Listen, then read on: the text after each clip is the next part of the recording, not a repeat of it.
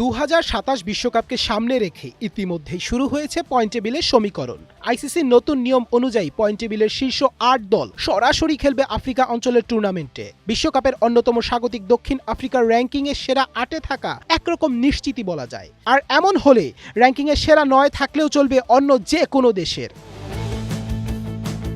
এমন সমীকরণের সামনে দাঁড়িয়ে বাংলাদেশ জিতেছে নিজেদের খেলা সবশেষ 3টি সিরিজ, যেখানে তারা হারিয়েছে ওয়েস্ট ইন্ডিজ, পাকিস্তান এবং নিউজিল্যান্ডকে। টানা সিরিজ জয়ের ফলে আপাতত র্যাঙ্কিংয়ে উন্নতির সম্ভাবনা দেখছে টাইগাররা। 10 নাম্বার থেকে বছর শুরু করা মিরাজ শান্তরা এখন আছেন 9 নাম্বারে। আর এখানেই রয়েছে আরও একটি সমীকরণের হিসাব। বাংলাদেশের এক ধাপ নিচে র্যাঙ্কিংয়ের 10-এ থাকা ওয়েস্ট ইন্ডিজের রেটিং পয়েন্টের সাথে বাংলাদেশের পয়েন্টের পার্থক্য মাত্র 6। বিপরীতে ক্যারিবিয়ানদের তুলনায় টাইগারদের ম্যাচ সংখ্যাও বেশি।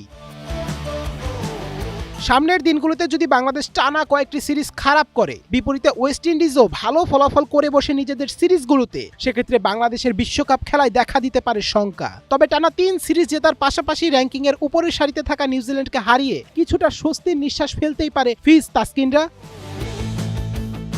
জুনে বাংলাদেশ সফরে আসছে অস্ট্রেলিয়া, আর সেখানে যদি হোম অ্যাডভান্টেজকে কাজে লাগিয়ে সিরিজ জয় করতে পারে টাইগাররা, তবে কেটে যাবে 2027 বিশ্বকাপ নিয়ে ওঠা সকল শঙ্কা। Taslim Arnab, one sports desk.